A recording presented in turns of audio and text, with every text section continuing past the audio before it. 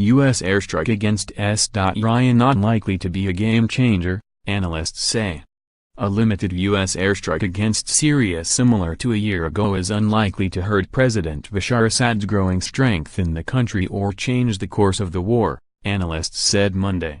President Trump, who is weighing his options after reports of a horrific chemical weapons attack in Syria over the weekend, vowed to make a decision on a course of action in 24 to 48 hours.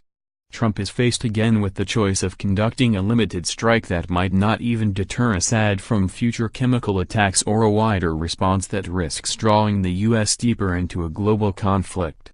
The likeliest option is exactly what we saw before, an airstrike that the president puts forward as a so-called tough response but doesn't do very much to degrade Assad's forces or to punish him for his ongoing use of chemical weapons, said Jonah Blank, an analyst at Rand Corporation. This is more about his use of chemical weapons than it is the outcome of the war, said Andrew Tabler, an analyst at the Washington Institute for Near East Policy. A year ago, Trump ordered a strike on the regime's military forces after a similar chemical attack. But that strike didn't stop Assad from expanding control over the country, largely because most of the regime's military might comes from Russia and Iran. Russia has been providing air power and other support. Iran supplies the ground forces. The strike was carefully limited 59 U.S. Tomahawk cruise missiles that damaged about 20 Syrian aircraft or 20% of its operational warplanes. And the U.S. warned Russia of the attack in advance. Assad's military allegedly used chemical weapons this weekend to clear a rebel-held territory in Douma, just outside the capital of Damascus. Chilling videos and photos of bodies of children killed or injured by the attack spread over the internet this weekend. At least 40 people were believed to have died. Syria has denied involvement. The assault was part of an Assad regime offensive to clear remaining pockets of resistance around Damascus in the war, now in its 8th year. Regime forces and their Iranian and Russian allies have made steady progress over the past couple years in recapturing territory held by opposition groups.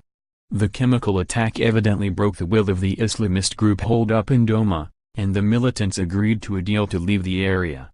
The evacuations are still ongoing in Douma, said Jennifer Caffarella, an analyst at the Institute for the Study of War.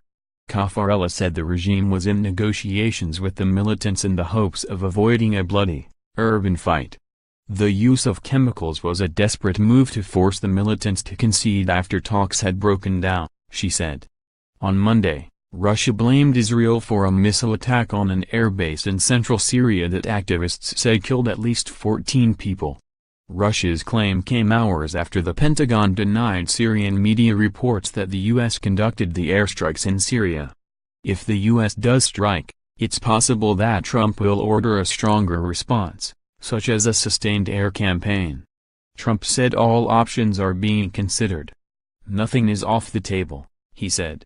We'll be making some major decisions over the next 24 to 48 hours. Trump said Monday during a cabinet meeting a day after saying there would be a big price to pay by Syria and Assad. This is about humanity and it can't be allowed to happen. The Trump administration has also asked the United Nations Security Council to authorize an independent inquiry into the attack. Trump's threat to take action also comes less than 2 weeks after saying he wanted to withdraw U.S. forces from Syria. "I want to get out," Trump said. "I want to bring our troops back home. I want to start rebuilding our nation."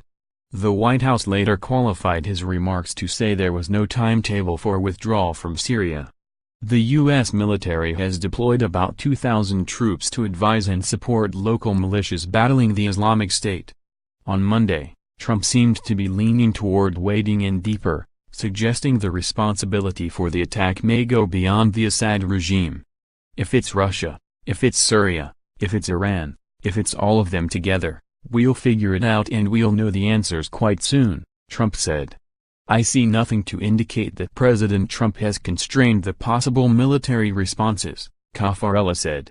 More, Syria civil war, a look at how we got to this point. More, analysis, Trump's blunt talk about withdrawing U.S. troops from Syria is far too simple. More, Donald Trump weighs options in Syria, perhaps including missile strike, following chemical weapons attack.